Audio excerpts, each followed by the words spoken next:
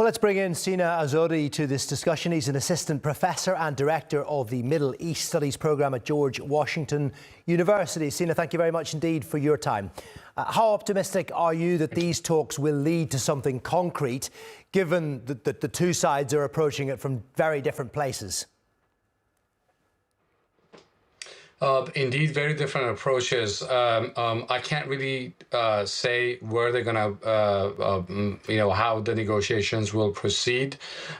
Just a few hours ago, there were, some reporting that, the talks were canceled, but then, the Americans and the Iranian side said that, no, the talks are still happening.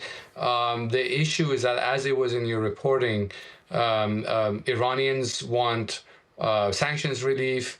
The U.S. wants Iranians to completely dismantle the enrichment program, which Iranians will not accept. It's the issue of the ballistic missiles. But for Friday, I would expect some sort of a political framework that the two sides will be discussing. And if it gets anywhere, then we're going to have follow-up negotiations to kind of hammer out the details of an agreement.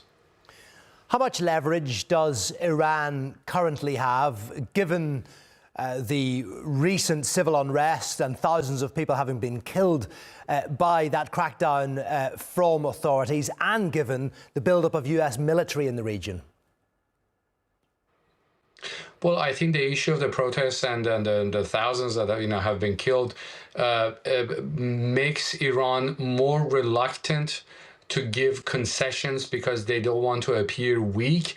At the same time, they're desperate for sanctions relief, because if there are no sanctions relief, this would mean that there will be more protests on the street soon, and then they're going to be more killing, and the Islamic Republic cannot just kill its way to survival.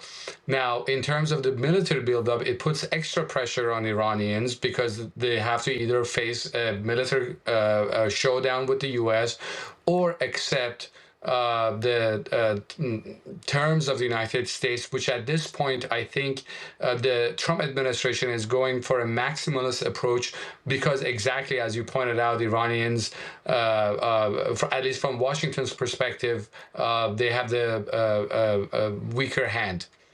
Yeah, we still don't know exact figures of how many people were killed. Some aid organizations believe that could be in excess of 20,000 people. I mean, do you think that those protests have been quelled temporarily? And is Iran and its leadership, as some analysts would say, on borrowed time?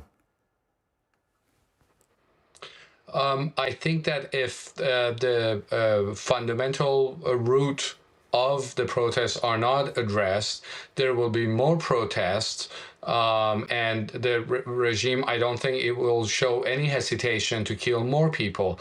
Now, I don't say if they are on borrowed time.